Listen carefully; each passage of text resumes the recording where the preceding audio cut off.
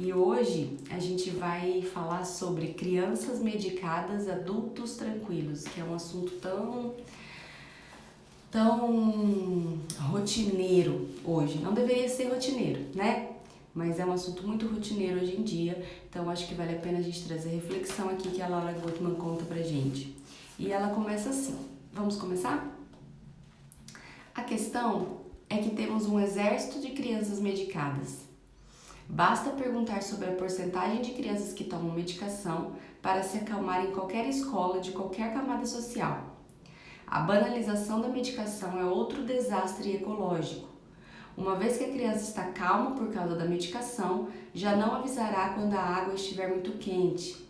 Aqui ela está contando uma história de um menininho que ficava falando para a mãe que a água estava muito quente e a mãe não dava bola, né? Nos capítulos anteriores, falando assim, é para tomar banho logo, para com isso, né? Quanto a gente deixa de ouvir a criança, quanto a gente deixa de entender as necessidades da criança, porque a gente acha que tudo é frescura, que tudo é exagero, né? E nem sempre é.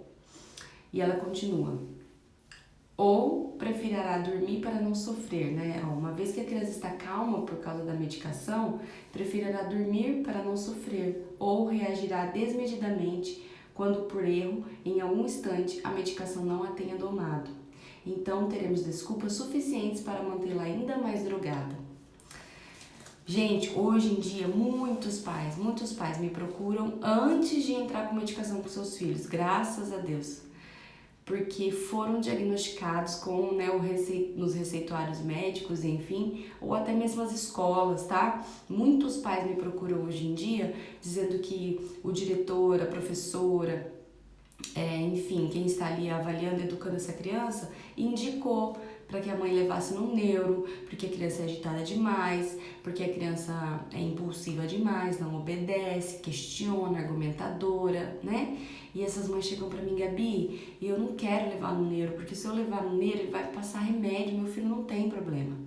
Então, muitas mães me procuram antes de tomarem essas medidas drásticas. E realmente, gente, dessas mães que eu atendi, todas até hoje, nenhuma precisou entrar com medicação, tá? A gente só ajustou rotina, a gente só ajustou comunicação da mãe, a gente só ajustou reconhecimento de emoções, validação de sentimentos, alterações em algumas coisas durante o dia, contato familiar, e essa criança prontamente já melhorou, né, o comportamento.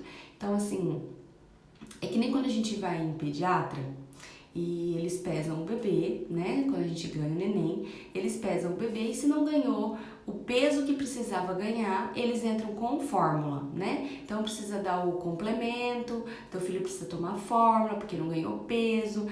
E aí eles generalizam tudo e dizem, você tem pouco leite, seu leite não é suficiente para o seu filho, ele não está conseguindo amamentar, não está conseguindo se alimentar para engordar.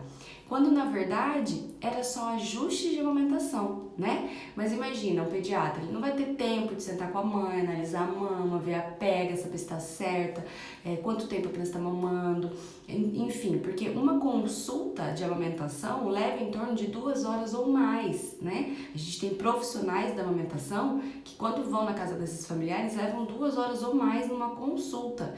Então o pediatra não tem esse tempo, então para ele precisa resolver o problema. Se ele deixar a criança do jeito que está e a mãe não procurar uma ajuda de um consultor de amamentação, por exemplo, a criança vai começar a perder peso e vai adoecer. Então, para resolver o problema dele, ele vai indicar a fórmula. Pelo menos a criança não vai desnutrir, certo? Só que o objetivo real, o que precisava realmente não era a fórmula na maioria dos casos, né? É que nem aconteceu comigo. Quando o Pedro nasceu, foi tudo tranquilo, ele ganhou 800 gramas em 10 dias, foi tudo super tranquilo em relação à amamentação. O Davi, ele não ganhou muito peso, mas não perdeu peso, mas também não ganhou muito peso. E aí a pediatra, como já me conhecia, falou pra mim, Gabi, ele tá mal. Eu falei, doutora, fica tranquila, ele tá mamando bem, mas às vezes ele dorme, ele é um pouquinho mais sonolento, mas ele vai pegar o ritmo, ele vai voltar a engordar. Então ela falou assim, então, como eu te conheço, eu sei que você tem experiência, eu não vou te indicar a fórmula. Eu falei, não precisa indicar, ele vai pegar. E aí, depois de 10 dias, ele continuou livre demanda e ele voltou e ele engordou. E tá super bem, nunca precisei entrar com fórmula com ele. Mas porque eu tinha consciência, eu sabia, eu conhecia, e a pediatra me conhecia, sabia que eu não era mãe de primeira viagem, entendeu e me respeitou nesse sentido. Mas a maioria dos casos é isso que acontece, né? Então eu trouxe o exemplo da amamentação pra gente entender. Com os nossos filhos é a mesma coisa, né? Quando eles crescem e eles estão lá impulsivos, inquietos, desobedientes, tudo agora é transtorno opositor desafiador, né? Aí é muito mais fácil você chegar num neuro e ele medicar. Ó, a mãe tá me procurando é porque o negócio tá crítico, né? A situação tá difícil. Então, já que eu preciso resolver esse problema, eu não vou indicar um psicólogo, eu não vou indicar um educador parental, eu não vou indicar alguém para ajudar essa mãe a identificar essas feridas emocionais. Vamos dar um remedinho que ele vai se acalmar e tudo vai se resolver, essa mãe vai sair daqui feliz, certo? E aí a mãe acredita e dá, e receita lá, compra o remédio, dá pro seu filho e essa criança vai tomando o remédio desnecessariamente. Porém, ela aquieta ali o comportamento. Então a gente acredita enquanto pai e mãe que está funcionando, né? E ela continua aqui. A maioria dos pedidos para as crianças se acalmarem vem das escolas. É verdade, gente. É lógico, já que se supõe que na escola as crianças tendem a aprender o que os professores tentam ensinar. É que é difícil para professor. Imagina ele dar conta de 30 alunos numa sala, né? Então, assim, nem todas as crianças são aquelas crianças mais que respeitam, que aceitam, não é nem respeitam a opinião, que aceitam a opinião do professor, seja ela qual for, né? Hoje nós temos crianças muito argumentadoras, questionadoras. Hoje as crianças têm tudo o que quer e isso faz delas não quererem aceitar as nossas decisões. Então imagina uma sala de aula para os professores com 30 alunos. É difícil, mas quando a gente muda o olhar em relação à criança, a gente consegue administrar 30 alunos, né? E a medicação não é a melhor solução para os problemas. Para que isso seja possível, requer-se a mínima concentração mental das crianças, né? Para que elas se concentrem e aprendam aquilo que o professor está exigindo, está ensinando. O que acontece é que, se estão desesperadas, a mente não consegue se aquietar. Como é um círculo vicioso, ninguém pergunta o que acontece com essas crianças, mas precisa que estejam em silêncio e com a atenção fixa no que lhes ensinam. Os professores pedem soluções aos pais, os pais pedem soluções aos médicos, os médicos diagnosticam alguma síndrome dentre uma daquelas que tem à mão e assim o problema é resolvido. Crianças medicadas, adultos tranquilos. Ninguém questiona o que essa criança em particular necessita. As mães não precisam se perguntar o que aconteceu com elas quando foram crianças para compreender por que não podem sequer se aproximar do tanque de água quente no qual seu filho reclama. O que acontecerá no futuro com essas crianças que tomam medicação precoce para se acalmar? É urgente sabermos disso, pois o aumento no consumo tem sido piramidal nos últimos anos. Entretanto, podemos prognosticar maior desconhecimento sobre nós mesmos, menor conexão com as realidades emocionais e menor treinamento para formular perguntas às pessoas diante das dificuldades cotidianas. Gente, isso é verdade, né? Quantas pessoas aqui me questionam, Gabi, eu não consigo pensar nas perguntas, eu não tenho essa ideia que você tem, eu não consigo criar isso que você cria, porque algumas mães me mandam mensagens e eu respondo, né? Fala isso, pergunta isso, conversa sobre isso. Nas sessões individuais também, né? E aí eu pergunto, como é que você falou? Ah, eu falei assim, e se você falasse assim? E fala, e as mães falam, mas eu não tenho essa cabeça que você tem, eu não consigo criar desse jeito. Né? E tudo tem a ver com a nossa infância, como a gente foi educado. A gente não foi educado com perguntas, a gente não foi educado para refletirmos sobre os nossos comportamentos, a gente foi educado para obedecer e ficar quieto. A gente foi educado para aceitar a opinião dos nossos pais, não para argumentar a opinião, jamais argumentar, né? O que o pai e mãe falam é lei. Então hoje, no nosso cérebro é muito difícil ativar, né, essa chavinha da conexão para a gente criar, para a gente conseguir, porque pensa, para eu conseguir fazer uma pergunta para minha criança, para ela refletir sobre o comportamento dela e aquilo gerar a mudança que eu tô querendo, eu preciso entender por que é que ela tá fazendo daquele jeito e daquela forma. Eu preciso entender o que é que tem por trás daquele comportamento. Porque uma vez entendendo o que é que tem por trás, eu vou conseguir criar a pergunta para que ela reflita que é aquilo que está acontecendo com ela e não necessariamente o comportamento em si. Tá fazendo sentido? Só que é difícil porque o nosso olhar não está voltado para isso, porque a gente foi crianças feridas e machucadas lá atrás, né? No âmbito aqui, na visão da Laura Gutman, todos fomos, todos não recebemos o amor do jeito que a gente precisava, né? Na nossa infância. Então hoje é muito difícil eu conseguir dar desse jeito, né? E agora a gente vai dar a medicação. E a medicação faz o quê? Isso aqui que ela tá dizendo, né? Torna a gente com mais desconhecimento sobre nós mesmos, ou seja, toda vez que eu tomo uma medicação, eu me calo sobre os meus sentimentos, as minhas emoções. Eu não preciso administrar nada, o remédio administra por mim. Então eu desconheço ainda mais a mim mesmo, né? Eu tenho menor conexão com as realidades emocionais e menor treinamento para formular perguntas. Como é que eu vou me conectar com as minhas emoções, com o que eu estou sentindo e pensando? Como é que eu vou refletir se o remédio aquieta isso em mim? Então ele vai mascarando, né? O remédio vai mascarando isso nas crianças. E, gente, isso que ela fala aqui, a gente está trazendo para o âmbito das crianças, mas a gente faz isso com os adultos, né? A gente está se sentindo mal, a gente medica. A gente não está conseguindo dormir, a gente toma um calmante, né? Ai, não tô conseguindo dormir, eu tenho insônias, eu acordo muito à noite, aí eu vou lá, peço pro médico um remedinho, ele me dá um remedinho e eu consigo dormir.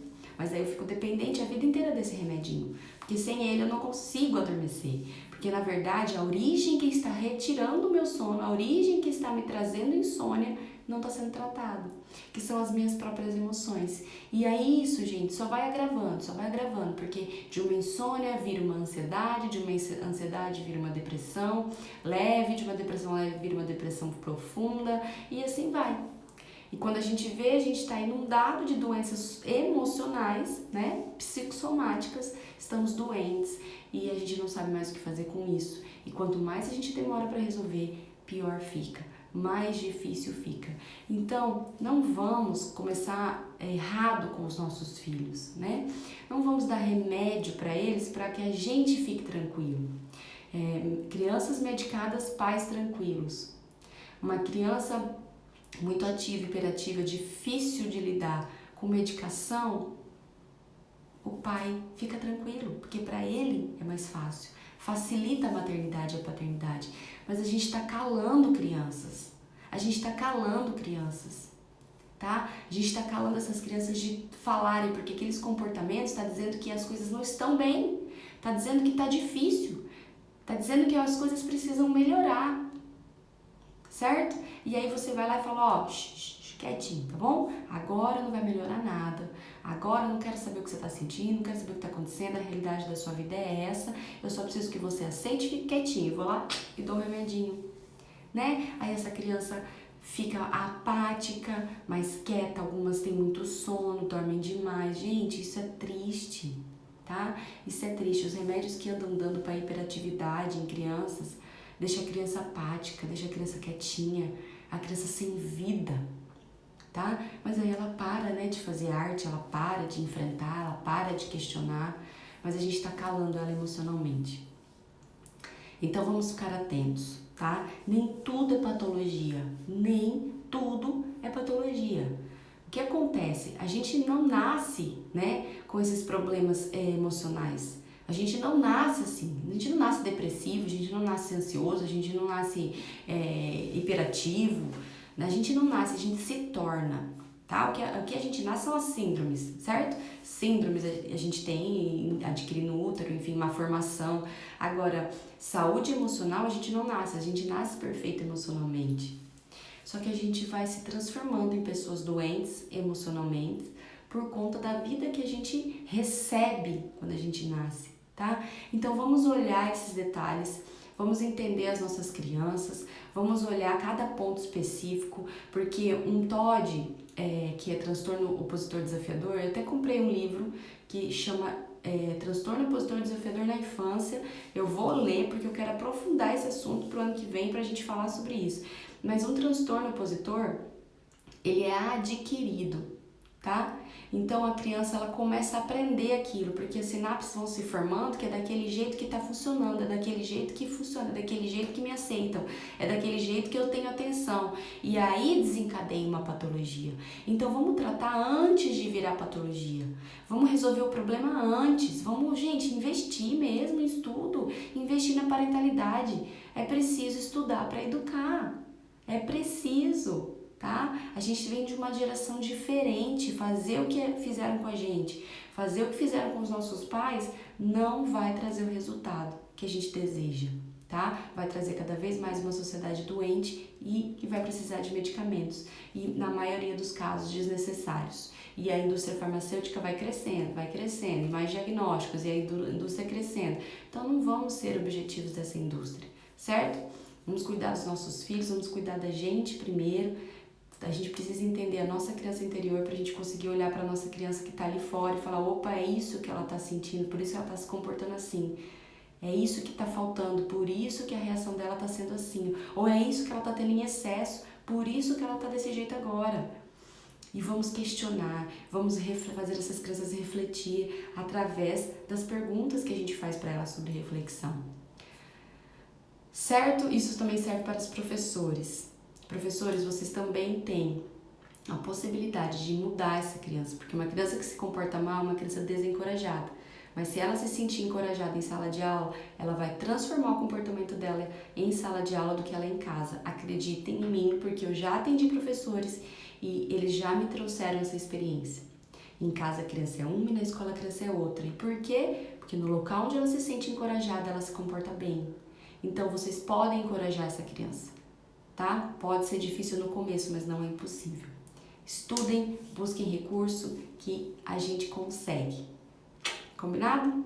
E é isso, gente. Então amanhã a gente continua mais um trecho do livro e se vocês tiverem dúvidas podem me mandar aqui no direct. Para quem estiver assistindo depois, a gente está estudando o livro da Laura Gutman, o que aconteceu na nossa infância e o que fizemos com isso. E a gente vai fazer uma série de lives aí até esse livro terminar e eu vou ler os pontos principais para vocês.